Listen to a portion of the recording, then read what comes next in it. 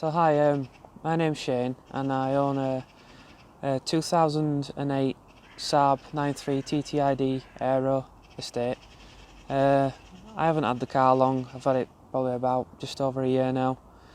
The reason behind buying the vehicle, I needed an everyday good motorway running vehicle, and I thought I'd do a few modifications on the way with the car as well. The modified side of things, it's a Z19DTR. It's had a swirl flap delete, an inlet manifold from an Insignia. The EGR's been deleted also.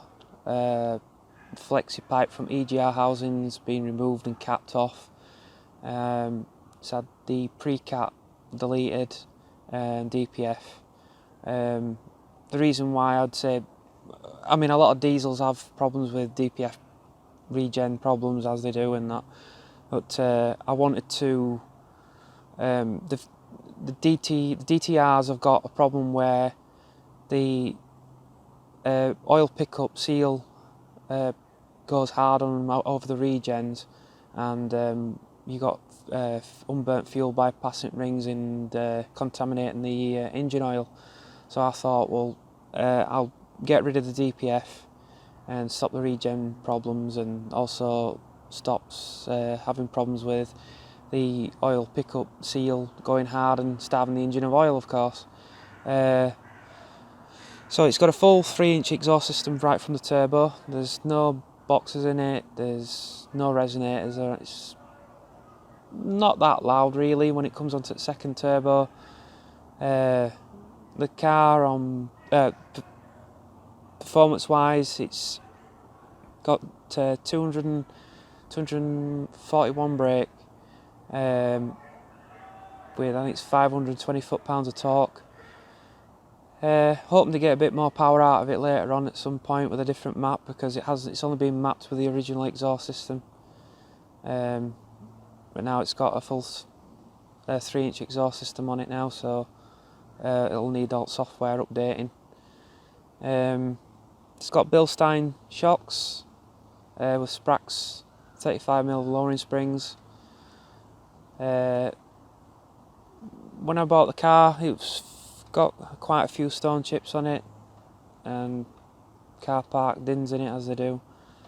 So basically I've repainted the whole car apart from the roof got away with it. Painted the engine bay up a little bit just on the covers, and it's got a pipe across panel filter in there, and a D088 intercooler, which also needs mapping in at some point. But yeah, the reason for getting it, like I say, was just for motorway use and doing a lot of long distance driving with, I'd say, maximum comfort. There's a little bit of performance there with the lowered suspension and slightly bigger brakes on the front. So I've gone for 345 Vectra C VXR brakes instead of the 314s what Saab originally used on there. It's got the Compromotive 18-inch J8 wheels on with tyre proxies, T1R tyres. It's also got the Griffin front bumper that's quite expensive. I think they've anything from about 750 quid onwards now. The Hirsch grills on there, and the Hirsch boot spoiler, which is quite hard to find.